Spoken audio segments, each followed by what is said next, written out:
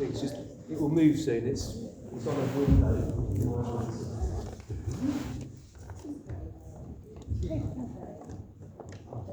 As a paper. Yeah. You didn't do anything about it. You didn't really work it. Well, I actually said earlier I would come in and say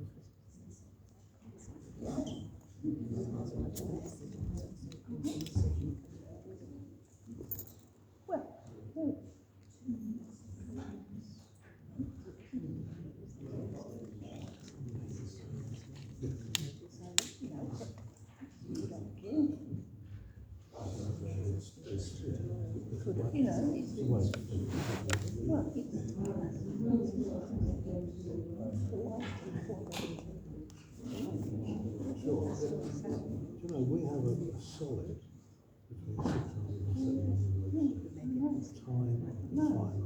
And we have a reform version. Yeah, but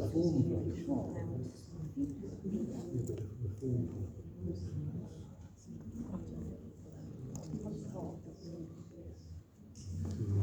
More glorious walking around the map.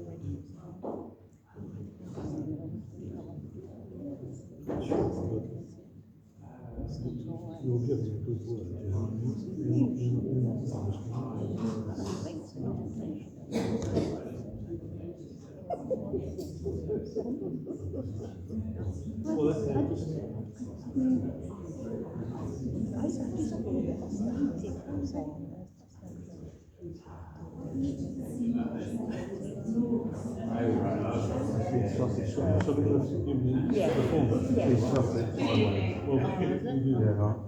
Welcome everyone to this meeting of the Eastbourne Borough Council Planning Committee on Tuesday the 17th of September 2024. It is 6 p.m. I am Helen Monaghan, the planning lawyer. Before we start the meeting, we will appoint a chair for the duration of this meeting. This is necessary because the chair and the deputy chair are unable to attend this evening and have sent apologies. Councillors, do I have a nomination for a chair for this hearing? Councillor Lamb. Can I nominate Councillor Candy Vaughan? Thank you. Councillor Lamb has nominated Councillor Vaughan. Do I have a seconder? Councillor Sayers Cooper seconds that. Councillors, please take a vote on whether Councillor Vaughan will be the chair for the duration of this meeting. Unanimous. I now invite Councillor Vaughan to take the chair and hand over to her for the duration of this meeting. Thank you.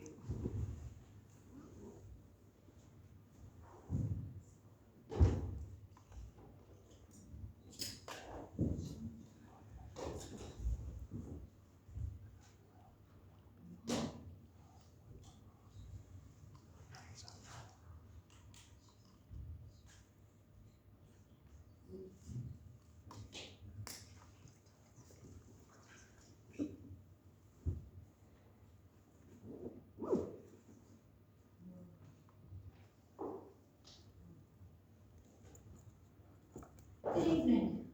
I'm Councillor Vaughan and I will be chairing this meeting. Before we begin the meeting, in case of an emergency, please leave the room by either the emergency exit to my left or the main entrance you came in on. Please note this meeting is being webcast. If there are any technical difficulties with the live stream, please note that a local recording will be uploaded onto the website following the meeting. Please can I ask everyone in the room to ensure mobile phones are turned off for the duration of the meeting.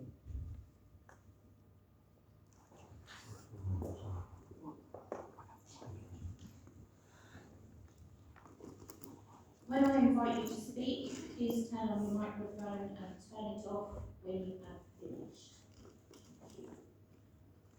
I shall now take agenda items 1 and 2 together, introductions and apologies for absence and declaration of substitute members.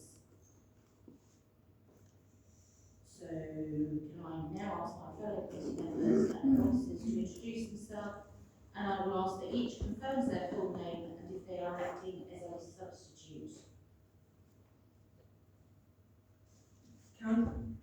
Councillor Jane Lamb. Councillor Terry Stairs-Cooper. Your colleagues who have done the budget. Helen Monahan, planning lawyer.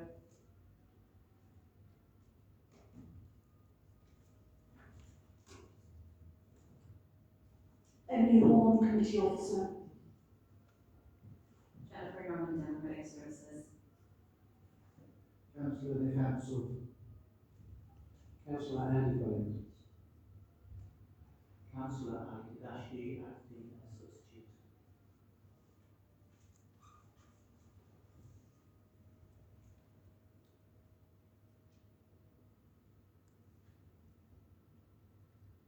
Emily Horn, please can you confirm if any apologies have been received for this meeting?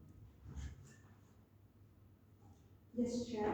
I can confirm that apologies have been received this evening from Councillors Parker, Morris and Mays. Thank you.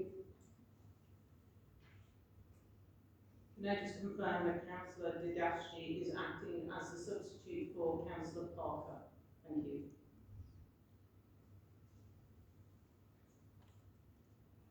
Agenda item 3 is the declarations of disposal of pecuniary interests of members as required under section 31 of the Local Act and of other interests as required by the Code of Conduct. Do members have any personal or prejudicial interests as well as disposable pecuniary interests? No, thank you. There are no interests.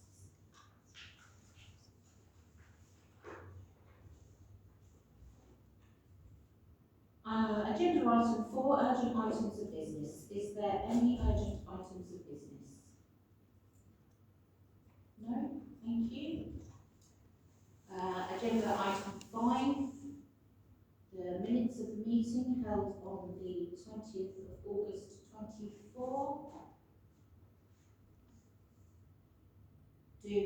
Councillors, do you wish me to sign the minutes in the last meeting held in August as a correct record? I will assume they are agreed unless anyone wishes to speak against them now.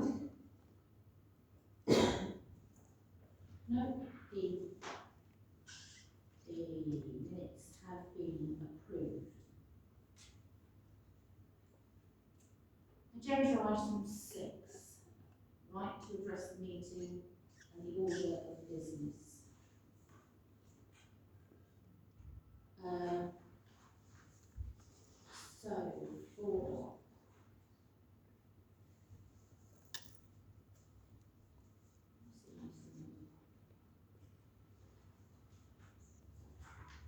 Through you, Chair, there are 3 speakers for the first item on the agenda, which is site 1 of Martinique Way. The 3 speakers include Francis Lawrence as the objector, Christine Hell as supporter, and Ward Councillor Shaw. Each will have 3 minutes to make their representations. There are 3 other items on the agenda, and there are no speakers listed on those items. Back to you, Chair. Thank you.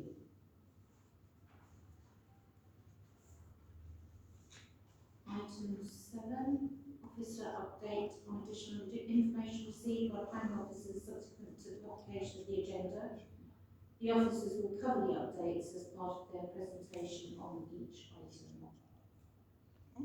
So we now come to the planning applications. For those unfamiliar with the procedure of planning applications, first there is a presentation by the planning officer, then speakers.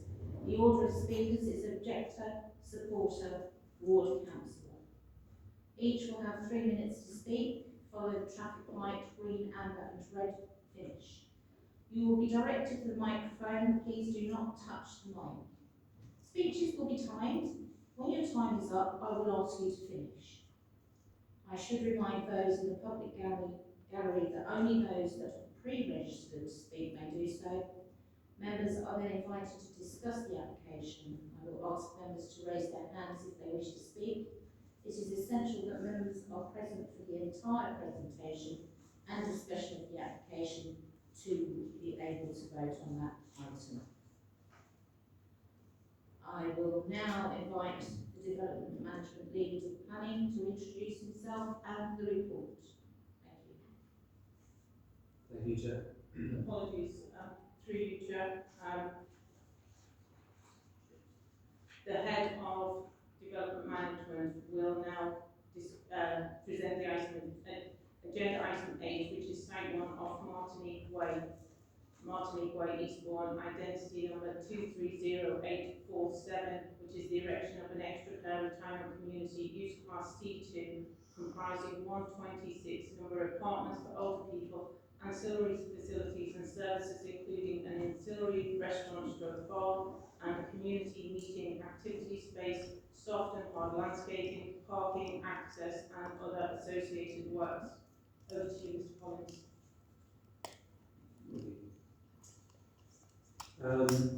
Before I take members through the presentation, just an update on the addendum to the planning committee that was finalised yesterday. That outlines that there were 25 additional representations to this application following conclusion of the officer report. It should be noted that the material considerations are important within those representations, not the volume of the representations taken in their entirety, and that the material considerations in the case of the additional 25 are largely under the same material considerations that would be outlined in the officer report. The addendum also updates on some changes to the scheduling conditions. A further condition is proposed to restrict permitted development allowances, and that is to ensure that the quality of the landscaping scheme is maintained throughout the lifetime of the development, within the local planning authority's control. And this, together with amendments proposed within the previous addendums, have been consolidated within a single schedule, which is outlined within the addendum for the purposes of clarity and avoidance of any doubts. So that is entirely at members' disposal.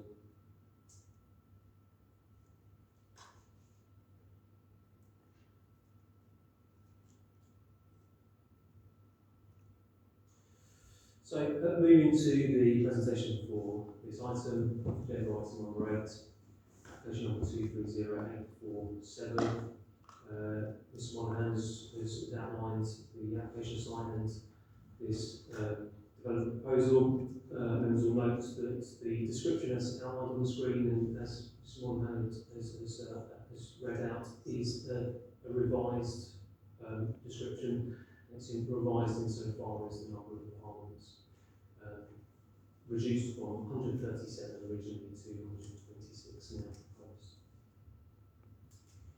It's important to just recap on the journey of this application. The application was submitted for 137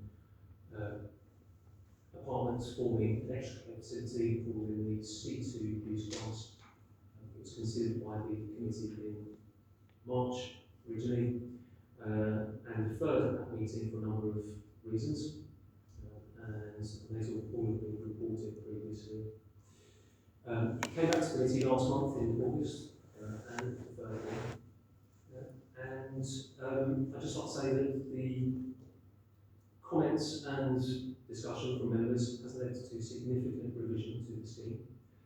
So in the first instance, following the meeting in March, that there was a significant reduction in the scale, resulting in a reduction of the single floor, reduction in the number of units, and almost entire remodelling of the exterior of the building, amongst some other things that we picked up within this presentation. The last meeting in August, it brought up further discussions, and there were additional residual concerns following those revisions. And it was deferred again, mainly for the scale, including the number of occupants within the building. And I can report to the members that there have been further revisions. revisions to take up and take account of that discussion. But to recap on the site, this is within Sovereign Harbour Ward. It's directly adjacent to the Sovereign Harbour. See on outlined on the left on this image, on the left-hand side of the screen. And more clearly in terms of the extent of the application site on the right-hand side, outlined in red. An important note, this would complete the urban form as shown in the context on this right-hand side of the screen. It's also worthwhile noting that there is a heritage asset that is noted here on the screen, this small cylindrical form, which is the Martello Tower 66, a scheduled monument and listed building. To the bottom of this view are dwellings that were constructed under an extant permission, which included of the application site as well. Those were 5 houses, and the rest of the scheme is extant and can be built out, but comprised 62 apartments. As can be seen, this site is very much open as it currently stands. It is largely made up of shingle, so beach material that has been put there from the excavation surrounding sites, and also from the sea defences that form part of that coastline. There are ecological sensitivities to the site, as there are on many of these open sites. And just to update that there is an outstanding consultation with county ecologists on matters related to ecology and biodiversity, and that's because following initial responses, further surveys were required. Those surveys were needed to be undertaken at a particular point in the year. So we're yet to hear back from county ecologists, but that is something that will happen. Just hovering over some of the planning policy here. This is an excerpt from the Sovereign Harbour Supplementary Plan document. What a Supplementary Plan document is it adds further detail to policies within the development plan. It's important to note that this site is referred to as Site 1 because it's one of a number of sites that have always been intended to be developed within Sovereign Harbour. And it's also noted on this plan, this is an excerpt from the SPD, that the Martello Tower 66 is noted as a significant part of that site. It's worthwhile noting that the SPD also outlines a vision, and that vision is to provide a particular type of development on this site one. That it would include high quality landmark building, that it would include public open space, it would include play space, amongst other things.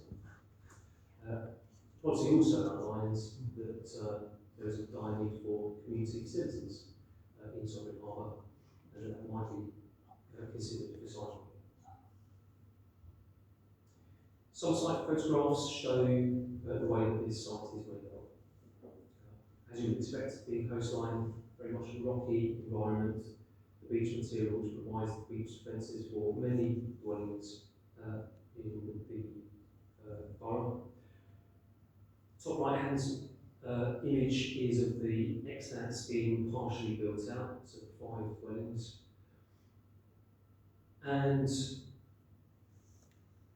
5 buildings, and the bottom of the site shows the surrounding context when viewed from the beach. So the nearest neighbours to this development. Moving on to the roof plans, this shows how this building would be formed on the site. A string of buildings that have been broken down in their form. So 3 main buildings that are broken down into what would appear to be 4 building forms, and they are linked by glazed circular